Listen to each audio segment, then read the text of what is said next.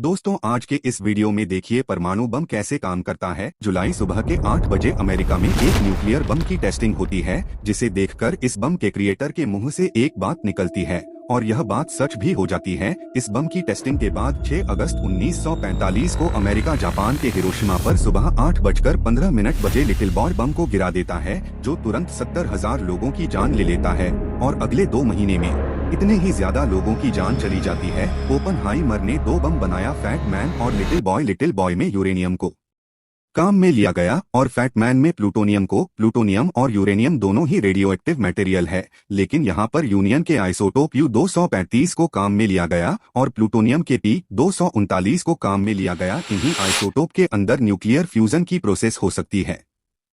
1945 में little boy बम में 64 kilo एंग्रीज uranium का उपयोग किया गया था, जो 15,000 टन टी जितनी एनर्जी उत्पन्न करती है। लेकिन आज का 1 केजी यूरेनियम 20,000 टन TNT जितना ऊर्जा उत्पन्न करती है। तो आज का बम 1945 के बम से 80 गुना ज्यादा पावरफुल है। साइज में भी छोटा है और पावर में भी बहुत ज्यादा है। आज भी प्लूटोनियम और यूरेनियम ही है, लेकिन यह ज्यादा प्योर है।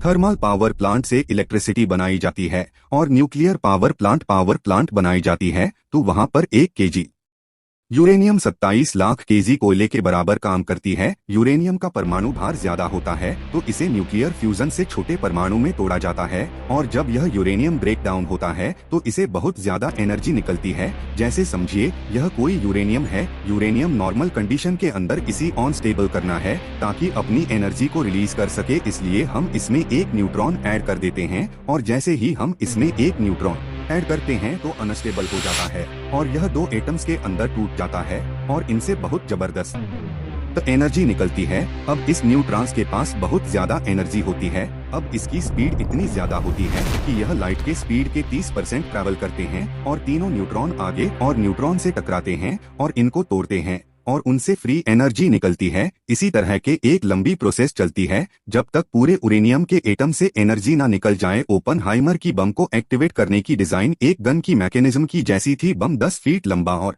28 इंच डायामीटर, इसका वेट 4400 केजी था। जिस एयरक्राफ्ट से बम को गिराए जाने वाला था उसका नाम V-29 था। जब एयरक्राफ्ट 38,000 फीट पर था तब एयरक्राफ्ट अपना डोर ओपन करता है और बम को नीचे गिराता है। अब यहाँ से बम का काम शुरू होता है। बम गिरते ही इसमें 24 वोल्ट की बैटरी होती है, जो टाइमर और बम में लगे सेंसर को एक्टिवेट कर देता है और साथ ही बम के बॉडी पर लगे रडार भी एक्टिवेट हो जाते हैं। जब बम हिरोशिमा के ग्राउंड से 1900 फीट पर था तब फायरिंग स्विच एक्टिवेट किया गया। स्विच स्नाइपर एक्टिवेट करता है जो स्पार्क जनरेट करता है और इस स्पार्क के सामने कोल्डाइट पाउडर से भरे बैग होते हैं। इसमें स्पार्क से एक एक्सप्लोजन होता है। इस एक्सप्लोजन के आगे टंगस्टन का एक डिस्क लगा होता है जिस पर एक्सप्लोजन का जबरदस्त फोर्स होता है। उसके आगे यूरेनियम 235 रखी जाती है, जो बीच में से खाली रिंग जैसी होती है, जिसका वजन 38.4 केजी है। अब एक्सप्लोजन से टंगस्टन कार्बाइड डिस्क 300 मीटर प्रति सेकंड से यूरेनियम को लेकर आगे बढ़ती है और फ्रंट साइड में इंक्रीज यूरेनियम 235 का सिलेंडर लगा होता है, जिसका वजन 25.6 केजी है।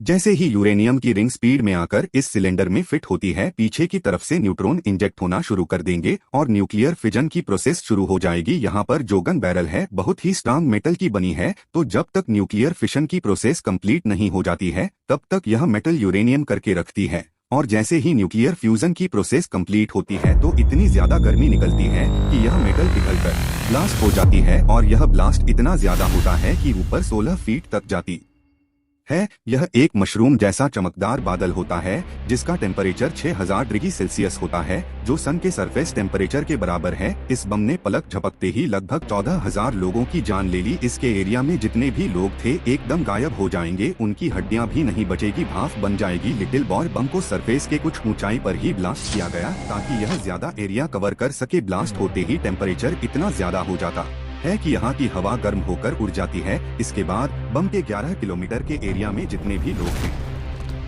उन पर बम का असर देखा जाएगा। इस बम से मेनली 3 वजह से लोग मरते हैं, ब्लास्ट, फायर और रेडिएशन। ब्लास्ट से लोग तुरंत खत्म हो जाएंगे, लेकिन यह जो रेडिएशन है कई हजार सालों तक लोगों को मारती रहेगी। जापान के हिरोशिमा और नागासाकी लोग मारे गए और उस एरिया में आज भी न्यूक्लियर बम का इफेक्ट देखा जा सकता है, जिसकी फोटो आप देख सकते हो। ओपनहाइमर को अपने आविष्कार पर बहुत पछतावा हुआ उन्होंने इस बम को बैन करने की बहुत कोशिश की लेकिन नहीं कर पाए। 1 किलो प्राइस $7 मिलियन है। फिर भी हमारे धरती पर 12,500 न्यूक्लियर बम मौजूद है। पिछले 80 सालों में किसी भी न्यूक्लियर बम का यूज नहीं हुआ है। अगर आप लोगों को ऐसी वीडियो देखने में अच्छा लगता है तो चैनल को